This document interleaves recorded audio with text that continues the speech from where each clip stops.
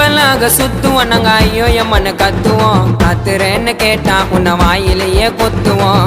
எங்க புள்ளிங்க எல்லாம் பயங்கரம், எங்களை பார்த்த தமன மயங்கி ஓய்ந்துரும். உண்மைங்க நயன்தாராவ கூட விழுந்துரும். இப்ப புது நடிகை கீர்த்தி சுரேஷும் சேர்ந்து ஓய்ந்துரும். கும்பலாக சுத்துவோம் நாங்க ஐயோ எம்மன்னு கத்துவோம்.